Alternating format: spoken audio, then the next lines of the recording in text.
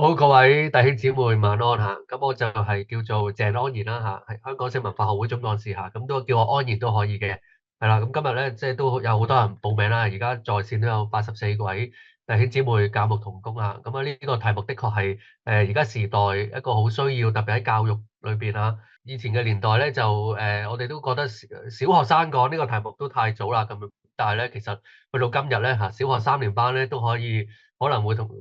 同話俾你聽啦，我嗰班有個同學機啊咁啊，咁啊佢都識呢個字啦，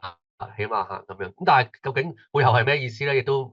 未必係好了解啦嚇。所以我哋都有責任咧去幫助大家，希望可以裝備去同一啲嘅小朋友青少年去探討呢個課題啊。咁啊解除佢一啲嘅疑惑。如果我哋唔講嘅話咧，咁咧嗰個社會咧就會幫我哋即係幫我哋講啦嚇咁樣。好，咁啊，今日成個嘅活動咧，我就即係將我自己咧，就喺過去呢十幾年喺學校裏邊，特別呢5年啦，近5年就接觸咗好多青少年問我嘅問題，關於同性戀啦嚇。OK，跨性別暫時未有咁多問嘅嚇，咁但係同性戀就問得比較多嚇。OK，咁咧就咁我就其實搜集咗40幾題嘅，接近50題。今日就冇時間講晒，但係咧我就抽咗大概十幾題咁樣，然後我就會再講下我會點回答。咁我將呢十幾題裏邊咧就分咗兩類嘅。第一類咧就係經典問題啊，經典問題嘅意思就係每個年代都會問嘅嗰啲關於同性戀嘅問題，而包括埋我哋而家嘅年青人，佢都會繼續問嘅呢啲叫經典問題。第二類嘅問題咧，我就叫做今個時代開始多人問嘅問題。新一代開始多啦，以前比較少啲問㗎，咁我歸納為第二類啦，咁樣係啦。咁我哋先進入第一類先啦。第一條我哋而家進入第一條迷思，OK。嗱，咁呢條咧我就係見過一個中學生問我嘅，佢成條問題係咁嘅：同性戀唔係天生嘅咩？定係有後天因素影響啊？性傾向係咪唔可以改變？OK，咁呢個係佢成條問題係咁嘅，OK，係啦。或者有啲同學仔咧，佢就你見到啲字跡啊，都係佢寫嘅。佢會唔會改變咧？嗱，咁佢其實佢都想了解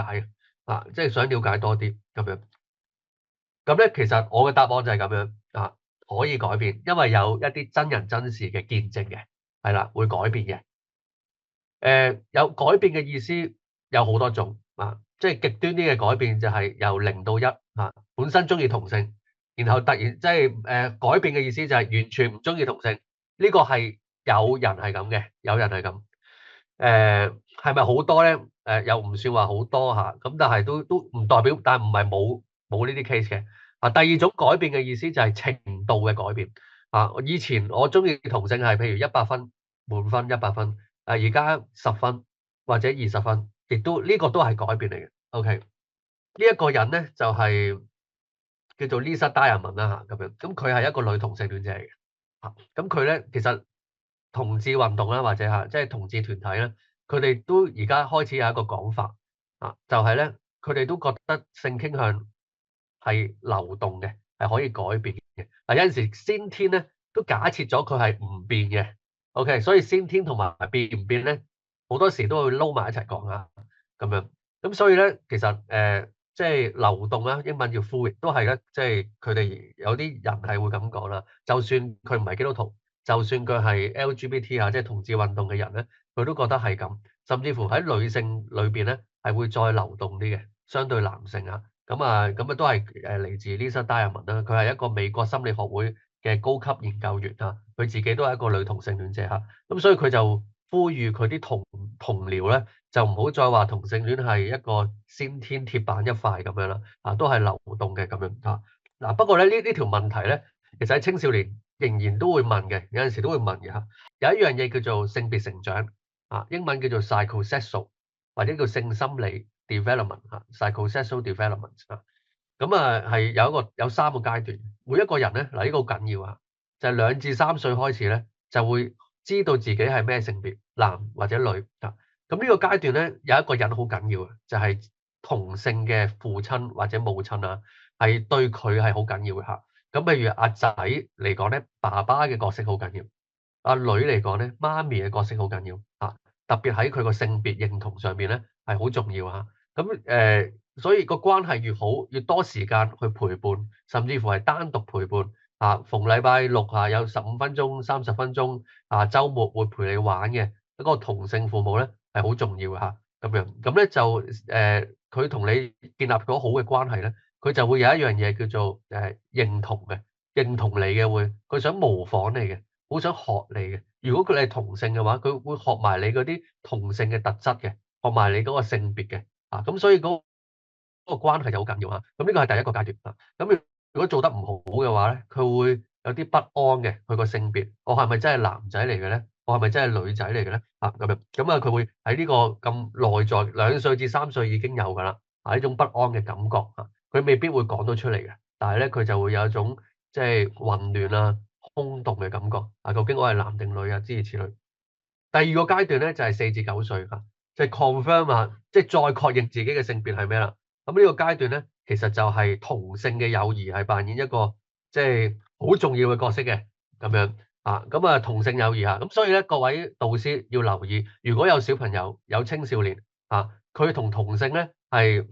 有衝突或者咧係被欺凌嘅，被同性欺凌咧，我哋要注意嘅，我哋要警覺嘅咁樣。咁所以呢個要留意，因為咧同性嘅朋友咧對小朋友嚟講咧係一種安全感，因為大家同性別玩嘅活動咧都係好接近佢就會再 confirm 自己個性別好有安全感喺呢個性別裏邊咁樣。咁但係咧都有少部分嘅男仔同埋女仔咧，佢未必係主流嗰種中意玩嘅嘢咁所以佢就容易被排斥嘅咁但係咧我哋都要去接納佢呢班嘅小朋友咁樣。特別咧，譬如有啲女仔佢係中意比較運動啲嘅，佢中意而佢個群體又比較少啲女仔係咁喎，佢就可能會覺得咦好似我唔夠女仔喎所以喺呢個階段咧，其實一啲如果有啲女導師佢都係中意運動嘅話咧，對佢嚟講係一個幫助嚟。原來呢個女導師都同我一樣喎，咁我咁 OK 啦，咁佢係女人咁我應該女人都係咁唔算爭咁啲啦。嗱呢一啲咧都重要㗎咁樣。咁男仔都係啦男仔都係一個即係調翻轉都係佢比較溫文啲嘅，溫柔少少嘅其實佢都係男仔咁我哋都要肯定翻佢咁而如果有一啲性別不一致嘅其實咧有好多即係同性吸引有陣時我哋用啲字眼咧，我哋都會慣咗我哋比較少講同性戀者因為同性戀者咧就比較好似有個身份，好似黐實咗佢好埋身嘅一個身份。咁我哋通常會用一個字叫做 same 3個字same sex attraction， 我哋簡稱 SSA 咁即係同性吸引咁就會嗰個感覺係遠離少少，只不過呢個人有呢個吸引咁咁所以咧有一啲同性吸引嘅人咧，其實佢好大部分咧佢都有一個性別不一致嘅，其實個性質佢唔係幾 get 到佢自己嘅性別，唔係幾 feel 到咁樣。咁好啦，呢個階段裏邊咧，同性友誼好重要啦，頭先講咗啦咁然後咧佢對異性咧就會覺得好奇怪嘅，哇嗰啲咁奇怪嘅嗰啲人咩人嚟㗎？外星人嚟嘅咁樣嗰啲女仔咧，如果你同啲女仔講咧，佢會特別點頭點得大力嘅。啲男仔咧奇奇怪怪玩埋晒啲低能嘢咁即係咁樣咁但係喺男仔堆咧又會好開心喎，佢哋而男仔亦都唔係好明女仔點解成日都即係鄙視我哋咁兩邊都唔係太明啦咁呢個係正常嘅 ，OK 好自然嘅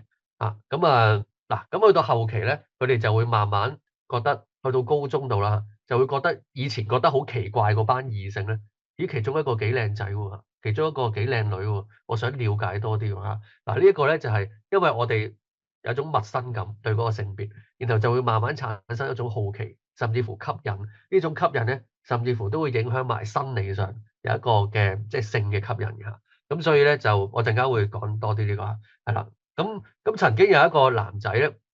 佢係中意男仔高中。咁佢咧就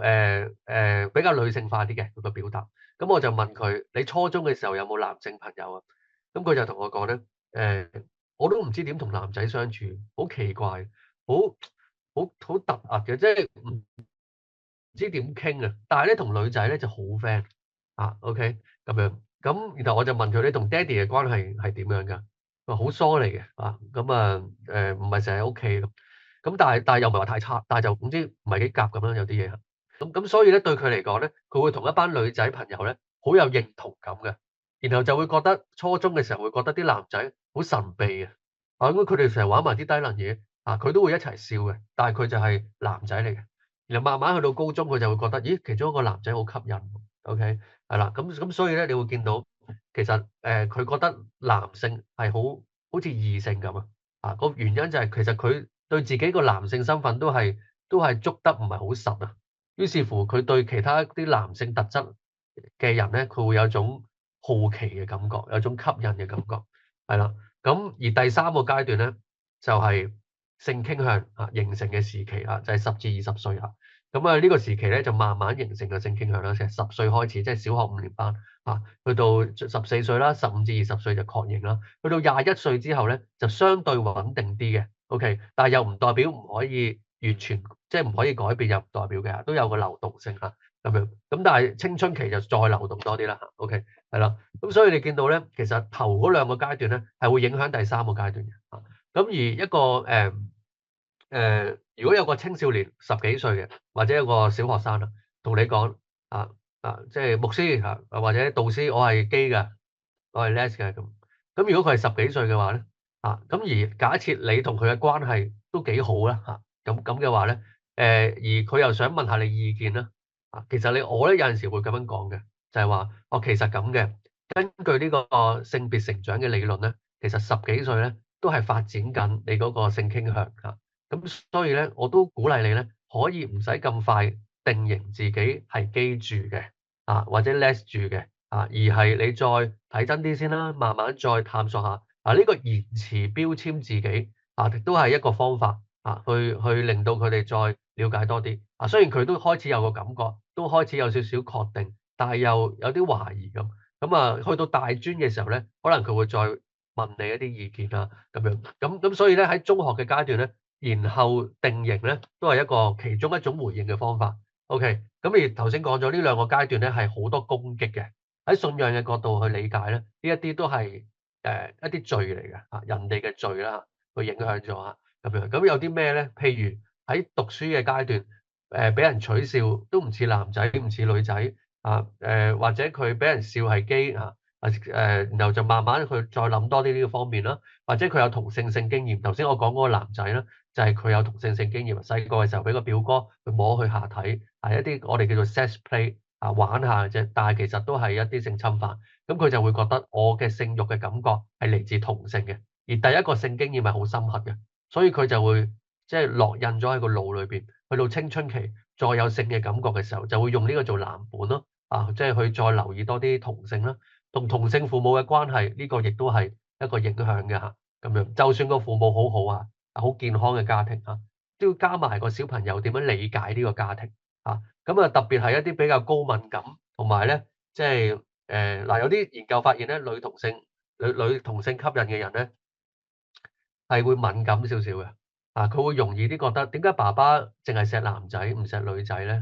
佢會覺得女仔冇咁好等等會有呢啲咁嘅情況，然後佢想偏向男性嘅認同多少少咁所以咧環境再加埋嗰個小朋友佢點樣理解呢個環境咧？呢兩樣嘢加埋，其實就會產生咗嗰個同性嘅吸引嘅，其實會咁而通常係多嗰個原因嘅，好少係單獨原因嘅通常係幾個原因加埋咁係啦，咁所以你見到呢幅圖咧，你就會發現其實好多外在嘅因素，而且嗰啲外在因素咧都唔難有嘅，其實都好 common 嘅，有同父親關係、同母親關係咁樣啲朋友欺凌咁，即係好似又唔係話太極端嘅情況嚟嘅譬如性侵犯都係其中一個喺同性吸引嘅朋友裏邊咧比較多嘅咁但係咧又唔代表一定會有性侵犯就一定係會同性吸引亦都唔代表所有同性吸引都係嚟自性侵犯但係佢咧又的確係多過其他群體嘅佢哋嘅經歷裏邊喺兒童嘅性侵犯裏邊咁樣咁，所以俾大家了解多少少呢個圖畫想俾大家了解多啲佢背後其實每個人都有個性嘅歷史咁然後走到嚟今日呢個地步，其實唔係淨係佢中意嗰個人咁簡單背後仲有好多可以探索嘅空間係啦，咁所以呢一個被即係破壞嘅時候咧，其實上邊嗰個亦都會行咗另一個方向啦咁所以嗰個罪其實好複雜嘅嗰個罪好多時候佢唔係絕對嘅天生啊。頭先我講咗好多，都係好多環境因素啊、關係啊、點樣睇自己嘅性別啊，OK，咁但係佢又唔係選擇喎，即係佢又唔係個吸引，又唔係佢揀嘅喎啊。所以咧，如果你問佢係究竟同性傾向係天生定係選擇咧，其實兩個都唔係，佢唔係絕對天生啊，佢有好多環境因素，但係佢係咪佢自己想咁咧？又唔係，唔可以咁講啦。OK，咁所以咧就係咁嘅情況啦嚇。OK。咁有呢一個2019年有個研究啊，證實咗同性戀唔係先天啦，OK，後天因素佔咗70至95%。嗱，唔同特徵咧都係先天加後天嘅，其實好多特徵都係嘅嚇。譬如身高咧70%係先天，30%係後天所以我哋而家嘅身高就係爹哋媽咪嘅身高平均佔咗70%再加上我哋有冇成日瞓得好啊，食多啲營養啊，去跳高啲啊，佔咗30%。咁樣就得出我哋而家個身高啦，咁樣咁而性傾向或者性別認同咧，就佔咗接近70%至90%咧，都係後天因素嚟嘅，係啦，咁有少部分嘅因素咧就係佢嘅一啲先天因素咁所以咧呢兩樣嘢撈埋咁樣啦，咁而嗰個先天因素只不過係個因素，佢唔係一個決定嘅先天決定，係啦，咁樣咁所以咧，譬如我舉個例啊，即係佢呢個研究發現男同性戀。嗰個群體裏邊有幾個基因咧係共通嘅，但係嗰幾個基因都唔係同性戀基因嚟嘅。譬如中意冒險有一個基因係共通嘅，中意有另一個咧就男性荷爾蒙多少少咁同禿頭有啲關係，咁亦都同性傾向係冇直接關係嘅。同埋有一個係即係中意諗啲新嘅事物啦嚇，咁所以可能中意設計多啲啦。OK。咁呢個係共通啦嚇，同埋有一個係容易少少患有抑鬱症啊。咁有呢幾個基因係共通，咁但係有呢幾個基因唔代表係一定會導致同性戀嚇。OK，仲有70至95%嘅環境因素配合咁先至會佢即係有呢個吸引啦。OK，係啦。咁曾經有一個研究咧，都揾咗1000個男同性戀咧，發現佢哋喺屋企咧都有以下嘅特徵嘅就係呢三個加埋，呢三個加埋咧。就都唔係代表一定會中意男仔嗰個男仔，而係咧佢係比較多機會嘅，比較多機會咁就係個爸爸咧比較抽離、安靜，唔識表達，有陣時有敵意咁其實好多爸爸都係咁想講啦。咁媽媽咧就係強勢啲嘅情感又過分依賴個仔咁所以爸爸咧就走佬成日都抽離，媽咪咧就追住佢你即係關心下我啦咁但係又唔關心我咁佢就好孤單，依靠個仔你聽下我講啦，阿仔你即係你阿爸成日都唔理我，咁佢覺得爸爸咧唔係好人有種陌生感咁而佢又覺得要有責任安慰媽咪，所以咧佢都會壓抑咗佢自己嗰個小朋友嗰個嘅需要咁而再加埋第三個因素一定要三個加埋淨係得兩個都唔夠，加埋第三個，即係個仔都有啲性格，就係比較怕醜、內向、細膽。有藝術細胞，想像力豐富呢三個角加埋晒，咁呢個仔將來中意同性嘅機會咧係會提升少少嘅都唔係一定你要記住OK，咁所以咧呢個爸爸成日走，因為我中意嘅興趣又唔係仔中意嘅興趣咁所以仔都想同爸爸建立一個關係，但係好多爸爸咧都係比較實務性嘅同埋咧即係好多要求即係好邏輯性、好理性，比較少係傾偈式嘅。即係好情感嘅結連比較少所以我哋教會咧，即係都可以鼓勵男士有一啲同仔女係有情感結連嘅時間嘅咁其實阿仔一情感結連爸爸咧，其實又爭好遠嘅嗰件事咁所以爸爸又成日走路啦咁所以我要做乖仔，要安慰媽咪啦所以千祈唔好將仔女當咗做配偶嘅代替品呢個都係令到佢哋會過大，即係點講即係壓抑咗佢哋小朋友嘅需要嗰個自我咧係會被拒絕，佢又唔可以唔敢做我又要做個乖仔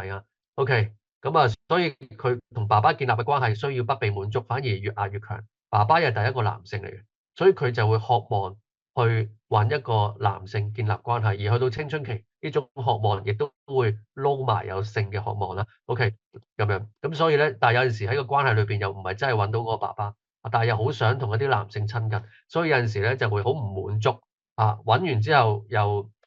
特別啲年青嘅男仔咁佢覺得即係有啲點解有啲男性佢同自己發生完親密關係之後，點解又唔理自己咧嚇？咁啊，所以有陣時又係好矛盾有陣時又想離開呢個同性戀嘅圈子所以咧都係好掙扎嘅後邊咁所以咧呢個心理學家叫做 Joseph Nicolos 佢就即係講咗呢個理論啦。佢就同呢啲1000幾個男同性戀輔導嘅方法咧，就係愛自己同埋肯定自己本身嘅需要咁樣。咁佢發現咧一個同性吸引咧有一種即係越嚟越少，佢唔再需要去同性先揾到佢自己咁樣。咁呢個就係即係咁樣啦咁所以咧有唔同嘅研究咧都發現 LGBTQ 啦即係同性戀嘅唔同嘅原因即係都有都未有定論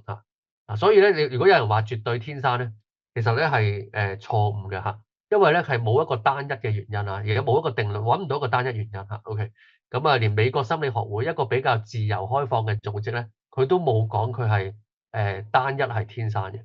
咁所以呢個都要去講翻啦咁以下嘅研究發現一啲可能嘅原因啦，頭先講咗同同性父母嘅關係童年嘅一啲同性性經驗童年嘅時候性別氣質令到佢比較多異性朋友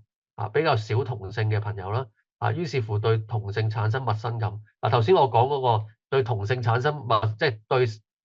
對嗰個性別有陌生感，然後再有吸引咧，就係個理論叫做呢個 exotic becoming erotic EBE 個理論咁所以即係俾啲字大家啦，如果你有興趣可以再揾多啲OK，咁就發現性別氣質同埋性傾向有一種間接嘅關係。又或者亦都有啲研究發現咧，一個人去外國讀書，佢好孤單，但係身邊嘅人全部都係同性戀，呢個都發現係其中一個部分嘅原因嚟嘅咁亦都有一啲比較少數啲嘅，但係都有嘅佢個工作機會佢會多咗工作機會，不過呢個我就今日唔詳細講啦。OK，咁有啲未必知嘅唔知點解嘅咁當然啦，即係又唔係話一定要尋根究底但係了解自己亦都可以咁但係佢可以選擇點樣回應自己嘅慾望即係基本上就複雜啦同性傾向嘅成因複雜，唔係單一原因引致呢個就係一個結論。OK。咁有啲人係會改變佢自己嘅性傾向上咁有啲學者發現咧，有好多唔同嘅原因嘅有啲就覺得，我覺得我同同性拍拖唔係真係滿足咯，有81%佢哋想改變嘅原因係咁亦都有79%覺得同自己嘅價值觀有衝突有67%男士同埋35%女士覺得可以結婚，希望可以繼續維持而家同佢異性伴侶嘅婚姻咁樣，咁所以佢就即係唔想自己咁中意同性啦咁樣OK，係啦，咁而有一個群體，你又可以了解多啲，叫做後同性戀。後同性戀英文叫 post gay 啦，或者 post LGBT 啦，或者有啲人叫做 X 啦，X gay 咁嘅意思咧就係佢可能仲有個吸引嘅或者減輕咗少少但係咧佢唔想再進入呢個圈子啦有機會係因為個價值觀唔同譬如有啲男同性戀者，佢係想要即係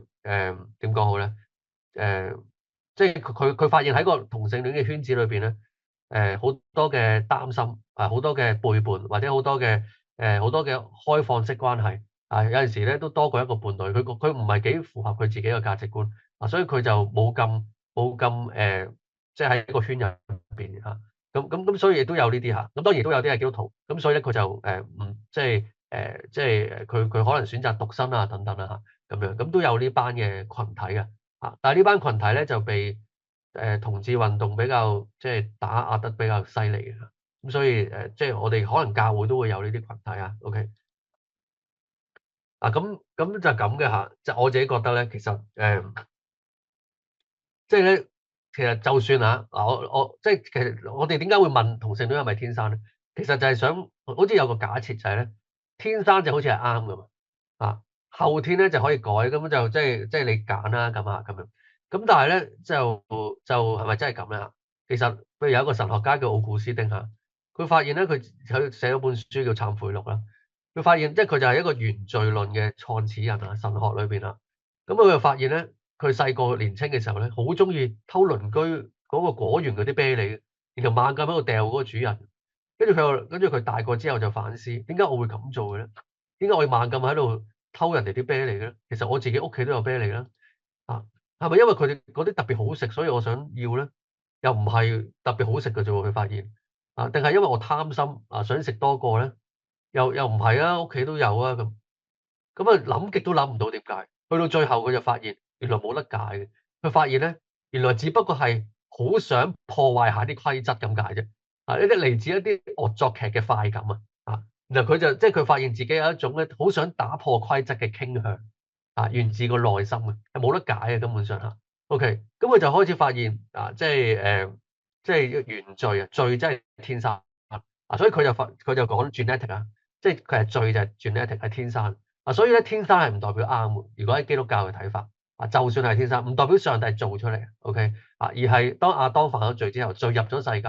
我哋每一個人都有犯罪嘅傾向，我哋自己都好想犯罪，就算冇人逼你咁做，或者冇得解嘅有陣時，都想破壞下啲規則咁當然係雖然係咁但係我哋都需要負責嘅因為冇人逼你咁做你係自己想咁做OK，你都可以控制自己唔敢做嘅，OK 係啦。咁所以咧，其實就算係天生都好咧，其實都唔代表係同信仰有矛盾我自己覺得係同原罪論都係話天生啦。OK，咁所以咧就我哋都需要恩典啦我哋需要拯救成個生命嘅更新OK，要再重新生多一次出嚟。好啦，嗱咁第二條問題咁我哋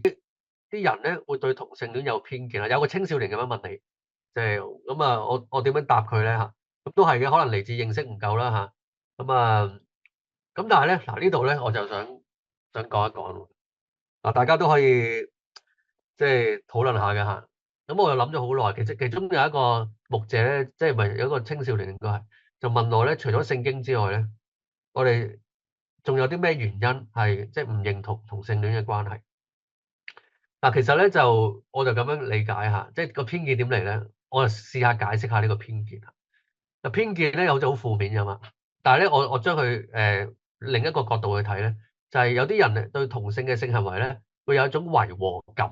即係覺得有少少奇怪嘅感覺OK，咁當然啦，可能即係你可以話你認識唔夠咁都可以咁講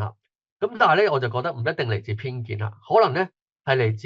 自某一種對人嘅理解我哋唔同人對人嘅理解唔同咧，我哋就會覺得同性性行為係個感覺就有啲唔同嘅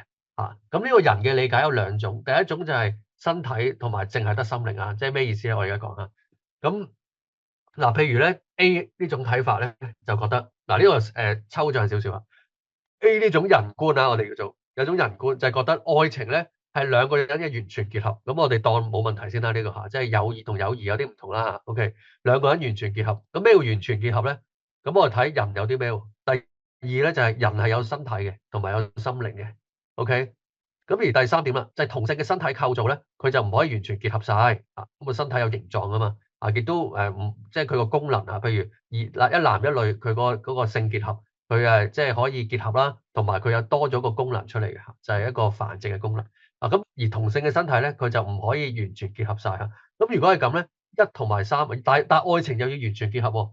但係同性身體又唔可以完全結合晒咁得出咩結論咧？就一同三之間咧，就有一種矛盾嘅感覺有一種違和感所以有啲人咧就會覺得同性愛情咧有一種違和感甚至乎反感但係呢種反感咧唔係指對嗰個人嘅喎。對嗰種關係啫，嗰種關係好似，咦，你想做嗰樣嘢，但係又其實做唔到嘅喎。OK，嗱咁係啦，呢個第一種睇法OK，第二種睇法咧就係咁嘅，呢句都係一樣，愛情係兩個人完全結合，但係咧，我覺得唔係喎，人淨係主要係心靈嘅啫當然都有身體，不過個身體咧唔係佢最核心嘅部分，佢係一個外在嘅工具有啲似身外物咁即係一個臭皮囊咁樣，主要都係心靈係重點咁而第三咧就係同性嘅心靈結構咧係冇形狀噶嘛心靈，所以就可以完全結合啦。OK 如果係咁嘅話咧，即係結論就係咩咧？同性愛情咧一同埋三咧就冇矛盾啦。愛情係兩個人完全結合，人就得心靈啦，咁就兩個人嘅兩個心靈結合晒冇問題咁同性都得嘅。其實如果係咁，OK，咁所以就冇違和感啦所以咧，其實呢兩種睇法咧，個唔同係在於第二點A 嗰個 A 嘅第二同埋 B 嘅第二咧就唔同嘅咁一個就覺得人係身體都係核心部分， B 嗰種睇法咧，就係主要係心靈嘅啫，個核心部分。嗱，當然喺信仰嘅角度咧，其實身體都係有上帝嘅形象啊，都係日上帝創造，都係美好啊。OK，我哋都係身體復活啦嚇啊，咁所以咧，即係我哋又唔係一個純心靈嘅存在嚇。咁但係 anyway 嚇，我哋同啲同學講，其實喺多元社會有好多唔同嘅意見嘅啊。咁啊，第二點，大家唔同睇法冇所謂，我哋可以互相尊重、互相討論嘅。咁最好就唔好立法禁止是但一種嘅睇法啦。OK，譬如一啲中東嘅國家，可能伊斯蘭嘅國家，佢係唔可以講 B 嗰種睇法嘅。咁其實都冇咁好啊，我自己覺得嚇。OK，都可以討論啦。但係亦都有一啲西方嘅國家咧都係禁止 A 嗰種睇法嘅喎。即係唔同意同性戀關係嘅言論。同一道理我都唔同意嘅。我覺得兩個睇法都可以講出嚟嘅。OK。係啦，嗱，咁呢度咧就係我就叫做咧，本身佢問點解有啲人對同性戀有偏見，我就叫做打蛇隨棍上，我就從嗰個偏見去演繹為一種即係違和感，然後再講多少少其實係咪真係偏見咧？其實背後唔係淨係唔一定係歧唔歧視嘅問題，而係你點樣睇人，只不過係人觀唔同啫，唔關歧唔歧視事嘅，其實OK 咁其實咧，你將個重點轉移咧。呢個其中一個好嘅方法，曾經有個牧者即係用咗我呢個方法，佢同一啲職青講咁佢發現都幾 work 即係將個重點擺翻喺其實人係啲咩咧？咁個討論就冇咁情緒化OK，即係大家都喺度係喎，即係頭先個推論又有佢嘅道理OK，好，繼續嗱，咁迷思第三個，基督教強調愛公平，點解要歧視排斥同性戀者？佢哋都好 nice 有啲青少年會問呢個問題咁我個答案係咩咧？耶穌接納我哋每一個罪人啦，愛我哋啦同時恨惡罪我諗好多嘅牧者導師咁如果你即係我諗你哋都會識講呢句咁其實都係重要嘅呢個講法OK 咁同埋咧同埋就咁喎即係呢個睇法咧就有啲特別嘅地方，就係將性傾向視為身份嘅其實咧我舉個例子譬如一個男仔年青嘅時候，會對一啲女仔有啲動淫念嘅咁佢睇聖經發現耶穌話唔可以對婦女即係動淫念嘅，如果唔係就同佢犯奸淫，咁佢覺得內疚同埋都唔尊重嗰個人咁但係佢呢種睇法，聖經呢種睇法係咪歧視緊佢係異性戀咧？其實咧你咁講就好奇怪，因為係講一個行為嘛。唔係講緊佢嘅性傾向嘅身份而家講緊佢嗰個行為即係包括埋佢思想啦OK 咁佢個思想有呢個思念OK 有個呢個想法去繼續諗落去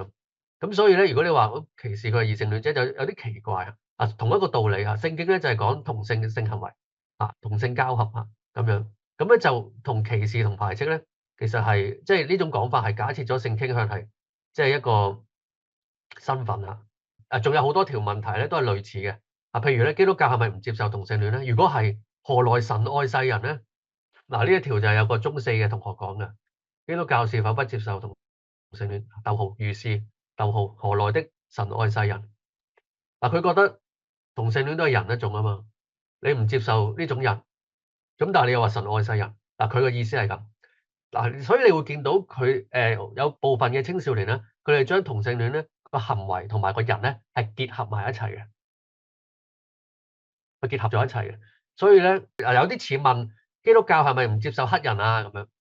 如果係嘅話，咁點解神愛世人咧？咁何來神愛世人？其實背後就假設咗同性戀係一個身份，係一個咧好似黑人、好似種族、好似膚色咁樣嘅搣唔甩嘅。當然啦，背後都假設咗佢係一種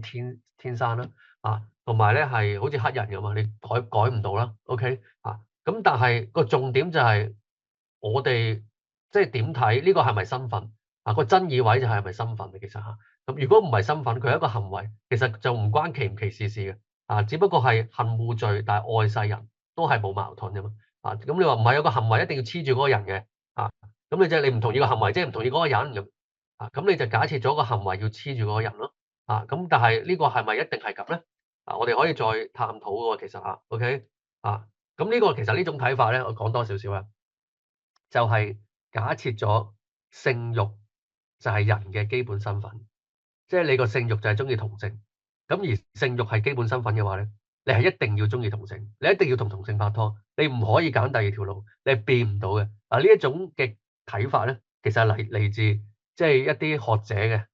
佢假設咗性慾係一個好基本人嘅核心咁樣，咁但係呢種睇法係有爭議性嘅，唔一定要咁睇嘅亦都有另一種嘅學者，佢會覺得性慾點解係人嘅基本身份咧？慾望點解係咧？人都有自由意志噶嘛，我哋有個慾望，我哋可以回應嗰個慾望噶嘛。OK 甚至乎你回應個慾望咧，反而你先至做到人嘅特質喎。反而呢個先係人嘅基礎喎。有另一種睇法就覺得慾望係決定唔到人嘅。咁嗱呢一個咧就有唔同睇法，冇所謂，唔同睇法冇所謂咁咪大家傾下啦。你覺得就所以有啲人覺得人唔同動物，即係動物先至係慾望決定啊嘛。咁人係有自由意志會有多一個層次靈性嘅層次去睇翻轉頭，睇下我嘅慾望係咩嗱。其實好簡單，我哋嘅日常經驗都係咁嘅。其實譬如即係譬如你好一個青少年聽日考試啦，但係而家又好想打機喎，打多幾鋪機先呢個慾望OK。咁但係你係咪一定要咁做咧唔敢做係咪即係自我接唔接納自己咧其實唔係喎，即係你都可以唔想自己咁想打機喎，因為聽日要考試啊，我唔想自己而家咁想打機住其實人係可以對個慾望都可以有高一個層次嘅渴望嘅，你可以渴望自己嗰個即係第一層次嘅渴望唔想發生嘅呢個係人獨有嘅特質咁所以咧呢種睇法就假設咗人係得慾望嘅啫，第一層嘅慾望係冇第二層嘅冇靈性嘅層次咁其實嗱好多嘅問題我想講咧，全部都係咁樣假設嘅，即係我頭先講嗰扎嘢咧即係如果你諗通咗咧，其實解答咗90%嘅問題。咁呢個都係類似啦即係聖經冇明確寫明同性戀就係罪喎，有個人咁講啦。咁通常咧，即係我都會先讚賞佢先嘅OK。咁其實同性戀呢個字咧係變咗做身份，其實係近年先有嘅但係咧聖經亦都有經文係講同性交合係罪啦。OK 譬如羅馬書1章26至27節欲火攻心彼此貪戀男和男行可羞恥的事等等等等OK 係啦。咁所以咧其實係講緊個行動啦就算我想講呢度係咧，佢講緊個行為係唔合乎神嘅心意，唔合乎上帝創造身體個結構。其實簡單啲嚟講嗰個原意就算係兩個異性吸引嘅人，佢哋想探索下佢哋嘅性慾，佢哋想兩個同性試下，呢個都係上帝唔喜悅就算佢哋有同性吸引，但係佢冇選擇行呢件事出嚟咧，其實佢都係行緊一個成聖嘅道路。OK。其實仲有好多經文即係仲有哥林多前書啦、羅馬書啦咁等等咁都有講即係嗰個同性嗰個交合啦即係一個逆性嘅用處逆性嘅意思就係 unnatural 啦咁即係唔係上帝嗰個創造秩序嘅原意OK 好呢度即係其實都係類似咁嘅意思嘅。基督教係咪歧視即係同性戀者勁多我想講呢啲題目喺中學生裏邊咁我就唔詳細講啦呢啲你自己睇啦再OK。咁當然啦，我哋都會講翻，即係聖經同樣講人都有神嘅形象嘅我哋先講一啲即係正面啲先無論咩性傾向都好，佢都係人，佢都係有上帝形象，都係尊貴。OK，但係同一時間，人人都有罪。OK，我哋要到末世先至真係完全啦，真係成聖啦。咁當然我哋就要靠耶穌嘅恩典。我哋有陣時都會跌倒嘅，但係我哋都會向住嗰個方向咁樣。咁我係咪一定要完美晒先係上天堂？又唔係。但係我哋又唔好濫用神嘅恩典所以我哋都要靠住神嘅恩典每一步每一個生活裏邊慢慢邁向咁呢個都係即係我哋要做嘅嘢啦咁所以唔係針對同性戀其實你見到呢個中間呢個黃色就係即係罪嘅其中一個意思咧，就係離開咗嗰個紅心射箭離開咗嗰個即係中心點啦。咁個中心點係乜嘢咧？喺性裏邊就係夫妻互補啦，委身忠誠分民。咁離開咗嗰啲就係包括呢啲啦，就係利未記18至20章亦都有講啦全部就係離開咗啦譬如人獸交合亂倫冇血緣嘅亂倫即係養母啦即係有血緣嘅亂倫同性交合、婚外情等等咁所以唔係話淨係針對同性交合，異性戀都有喎，婚外情都有喎OK 係啦，咁呢個即係俾大家都認識㗎啦。好啦，咁有個青少年就話同性戀係兩個人嘅選擇。不是值得尊重嗎？OK，咁你會點回應咧？咁我頭先講咗啦咁我當然啦每個人我哋都係尊重，個原因係咩啊？有神嘅形象，OK 咁一啲起居飲食有啲嘢都要佢都需要啦OK，但係我哋要區分兩樣嘢，同性戀者同埋同性戀嘅關係係分開啦，OK 反對同性戀嘅關係唔代表歧視佢哋耶穌同當時好多罪人都食飯嘅喎，都關心佢哋喎，都好尊重佢哋我有陣時成日用耶穌做例子係非常之好。佢成日同佢哋食飯關心佢哋咁其實都係一個尊重啦，甚至乎俾法利賽人鬧佢啦點解你同啲罪人食飯啦？OK 耶穌就係做一樣嘢，就係我就係要進入呢個世界，我就係要同佢哋即係去進入佢哋嘅生命但係唔代表耶穌係認同佢哋做嘅嘢啦有稅吏有妓女等等OK 咁所以咧即係耶穌就係我哋嘅參考。同性戀可唔可以信神咧？會落地獄嗎？嗱，我即係有陣時去啲教會咧，都有啲青少年同我咁講，即係聖經話咧同性戀要會落地獄OK，嗱咁咧，咁我問佢邊度啦？咁佢通常都唔係幾講到，有啲就話啟示錄，咁我問佢邊個經文咧，佢又講唔到咁所以咧其實嗱呢條問題就係一個中學生問我就通常讚佢啦，問得非常之好，絕對可以絕對可以信神都唔單止可以咁簡單，絕對可以。根據基督教嘅睇法，每個人都係罪人好似病咗咁生命病咗，罪嘅工價就係死。我哋每一個人都應該係要落地獄嘅，其實唔係淨係邊個聖經係每一個人都係罪人，suppose 係要落地獄嘅每個人都。但係問題就係耶穌會孭咗我哋嘅罪，代替咗一啲相信佢嘅人嗰個罪佢死啦。喺神嘅眼中咧，我哋先至當係冇罪啫先至有救恩其實我哋都係罪人，坦白講啦，蒙恩嘅罪人。OK，所以相信佢嘅人，當然可以有唔同嘅罪嘅試探嘅人啦同性戀者譬如，但係亦都唔信嘅人，亦都有異性戀者嘅咁所以咧係佢得唔得救唔關佢聖經嗰陣時OK，係咪而個重點係咪因信，係咪信耶穌基督？OK，點解基督教唔支持同性戀呢啲都其實我都有陣時講到口臭嘅咁但係你會見到青少年好多問呢啲問題，頭先講咗啦呢啲咁我會咁樣理解即係粉紅色嗰啲字，呢個係同上帝創造男女身體互補嘅心意相反咗咁神對性同婚姻嘅心意就係指出某啲事係罪，咁咩叫做某啲事係罪咧？其實係讓人有得到保護同埋醫治嘅機會。福音唔係律法律法係審判，但係福音咧係拯救。佢話俾我哋聽，我哋有咩罪，咩係罪，咩係罪，話俾我哋聽。我哋真係做唔到靠自己，咁我咪需要耶穌咯。個重點係指向耶穌嘅救恩唔係審判你冇得救咁如果審判你冇得救，就變咗法利賽人OK。咁所以我哋即係我會咁樣理解，同啲青少年講就係聖經講呢句說話，聖經對性嘅心意唔係要審判同性戀者，唔係審判同性行為，話咁落地獄，唔係咁嘅意思，而係俾我哋每一個人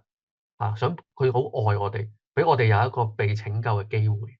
被醫治嘅機會我試過咁樣講咧，其實呢個都係福音嘅核心，而且咁樣講咧係相對上係青少年係容易啲接受即係唔係純粹我審判審判咁追咁OK，基督教係咪唔歡迎同性戀者如果係點解咁我都講咗啦，呢個即係詳細你自己再睇啦，唔係啦即係嗰個淫婦耶穌同個淫婦嗰個故事邊個石頭即係邊個冇罪就用石頭打佢啦咁啲人就即係走咗啦咁樣咁就我都唔定你嘅罪，但係從此又不要再犯罪啦。咁呢個都係值得引用嘅經文嚟嘅，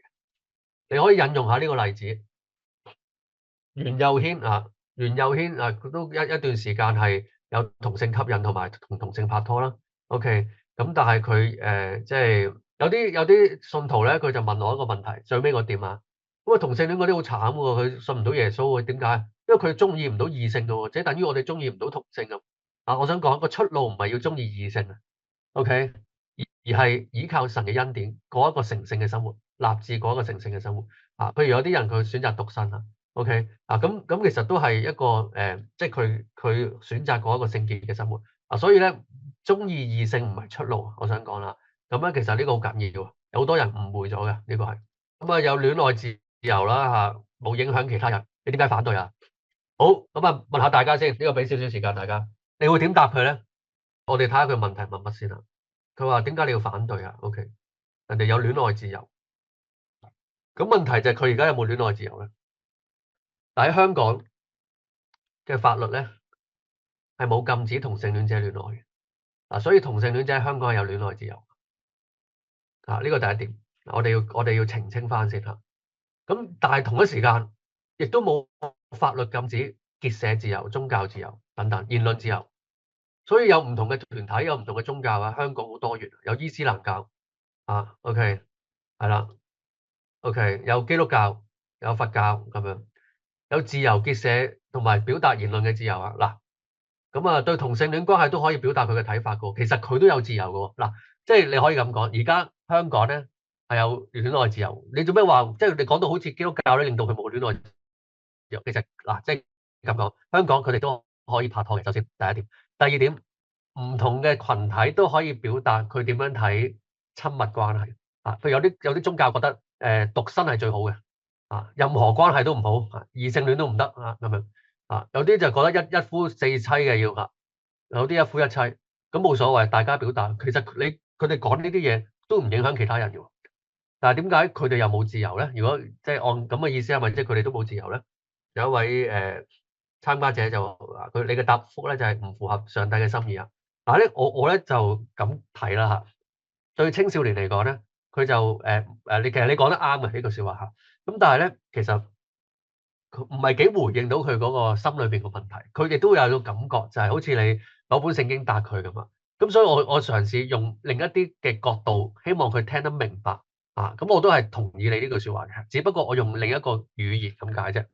我就會同佢分析下其實首先第一佢有戀愛自由，第二其實其他宗教都有言論自由，OK 係啦，而佢亦都冇影響其他人啦，佢個宗教自由OK 咁另一方面咧就戀愛自由好啦，我針對呢個字戀愛自由咁樣又唔影響其他人，係咪乜都得咧咁？咁係咪唔限人數都得咧？如果係咁咁三個人戀愛得唔得咧？三個靈魂其實都冇違和感啦OK，跨物種得唔得咧？冇忠誠嘅，即係超越忠誠得唔得咧？有第三者多人戀愛等等仲有好多啦咁其實都符合你嗰個原則，就係唔影響其他人。咁係咪都 OK 咧？嗱，呢一個就係 LGBTQ 嗰個 Q，佢就會傾向贊同呢啲嘅，係啦。咁其實你都可以問佢，其實都有人支持呢啲嘅。咁如果社會有人話我唔同意婚外情，我唔同意多人戀愛一夫四妻咁樣，就算五個人願意樂也融融，我都唔同意。咁係咪就係歧視佢哋咧？係咪阻止佢哋戀愛自由咧？其實你唔同意唔代表阻止噶嘛，即係你覺得要食素嘅。你覺得食肉係唔好嘅唔代表你可以表達呢種睇法，但係唔代表你係阻止人哋食肉嘅自由所以咧表達睇法咧係同阻礙佢做嗰樣嘢嘅自由係兩回事但係咧今日嘅社會係對性有一個特別嘅地位，就係覺得性係唔可以有任何 judgment 所以呢個先至難啲去搞OK 好嗱咁樣，咁我哋咧就可以去咁樣理解有少少複雜但係大家去細心聆聽下先同性戀呢個字咧係有三個意思嘅。第一個意思咧就係同性嘅吸引，同性嘅性吸引。頭先講咗好多時候係環境嘅因素，都唔係佢自己選擇。OK，但係佢又唔係絕對天生但係都唔係佢真係揀啦OK，我哋將呢樣嘢視為一種好似一個試探好似有一種人個試探特別大咯異性戀都有佢嘅試探可能啲弟兄佢對色情咁可能都個試探都好大，但係佢個試探咧係唔代表佢會犯罪嘅所以你要記住，佢有呢個吸引罪嘅吸引咧，唔代表佢已經犯咗罪，佢可以勒住自己嘅舌頭佢好想講一啲好唔好嘅說話，但係佢勒住自己嘅舌頭，佢都未犯罪啦即係佢都係制服咗佢嗰個即係犯罪嘅渴望嘅咁甚至乎我哋會欣賞呢啲信徒咦你逃避少年人嘅私欲OK，咁都係好事嚟嘅所以同性嘅吸引咧，佢本身咧佢唔係一個即係在佢未去到犯罪嗰個位佢係一個試探，有啲人個試探大啲，OK，好啦，第二個定義就係同性嘅性行為或者同性嘅性關係，包括埋拍拖同埋性行為呢一個咧，聖經就話係唔合乎上帝嘅心意，OK 嘛，係啦，咁第三咧就係同志運動，嗱呢三樣嘢咧係唔同嘅，可以係有同性吸引嘅人咧，佢唔一定會有同性性行為嘅佢可以控制住我唔想同同性拍拖，我想過一個合乎神心意嘅生活係可以嘅，係啦。而就算有同性性生活嗰啲人咧，佢都可以唔支持同性戀運動嘅，或者叫同志運動，就係頭先阿 Sarah 講嗰樣嘢，好霸道嗰個霸道嗰啲咧，就係如果我準確啲講咧，就唔係同性戀嗰啲人而係同志運動嗰啲人或者同志運動好霸道嗱。咁有部分嘅青少年咧，佢係認同嘅今日嘅青少年咧，佢係有少少有部分嘅特別男仔多啲咧，佢係明白即係而家個西方咧係令到啲基督徒係好慘嘅有好多調翻轉嘅歧視嘅，唔合乎主流嘅説話已經俾人殺死啦。OK，咁又係有啲青少年係好同情佢喺社交媒體係好中意睇呢啲片嘅所以咧你都講得啱但係我再準確啲咧，我會話同志運動 OK 共用更衣室咧嗰個就係跨性別 OK 係啦咁樣。咁係有啲分別咁樣啦，即係話咧就話愛滋源於同性戀嗱，要好小心呢度要好小心咁因為好多人咧都會即係你咁樣講咧，青少年就好大反應嗱。其實咁樣講啦即係男性行為，男嘅肛交，佢感染 HIV 病毒嘅風險咧，的確係高嘅，高44倍，比起其他嘅男女嘅性行為。特別係被進入嗰一方咁樣，即係我哋要講得具體少少OK 係啦。咁但係至於個愛滋係源於邊度咧？其實咧就眾說紛紜啦，以我所知咁所以即係呢個都好難去再探究。有啲人就話人獸交嗰啲猩猩諸如此類，80年代。總之 anyway 即係我哋又唔可以話即係源於同性戀即係呢句説話，我哋要講得清楚少少男嘅肛交行為咧係會真係高風險。感染性病高風險，包括HIV 嘅感染。OK，咁而你講呢句説話，你亦都要好小心。同青少年講嘅時候要好小心，就係你咁講唔係要污名化佢哋，而係明白呢個群體其實佢哋承受一個高風險嘅，佢想離開呢個群體，因為佢覺得太驚啦所以佢唔係幾享受，有陣時會有啲恐懼。甚至乎中咗 HIV 佢都好驚啦。OK 當然啦，而家有啲藥咧係可以令到佢個傳染率係撳到好低嘅。OK 係啦，咁 anyway 係啦，咁所以我哋要小心啲嘅講呢句説話要小心啲我哋帶出係要關心嘅。其實我嘅講法係咁樣啦OK，咁我自己覺得同性戀嘅群體係一個未得之民我哋係要去向佢哋傳福音。我哋要同佢介紹耶穌基督嘅福音。有一個我認識嘅男同性戀嘅過來人，佢信咗主嘅而家，佢同我講，好多男同性戀者，佢發覺冇人明白佢，但係佢去到基圈嘅時候咧，又唔係個個主流嘅價值觀又未必同佢一樣，所以佢哋好似兩面不是人。有陣時離開翻個圈，但係離開咗之後咧，又覺得又冇乜寄託，有陣時壓力大又會翻轉頭去下桑拿等等，但係去到最後又翻出嚟。如此類推，所以佢話佢好需要人生嘅意義係啲咩咧？邊個創造佢咧？佢人生嗰個基礎喺邊咧？佢好需要福音。其實同性戀者佢都好想知我點解會我被創造嘅咧？上帝俾我嘅心意係點咧？呢個係好緊要所以我哋要好小心。我哋嘅目的唔係要污名化OK 我哋要關心即係好似耶穌咁同我哋食飯咁唔代表我哋就犧牲我哋嗰個睇法OK 係啦。咁呢個係我哋要充滿有恩典有真理。OK，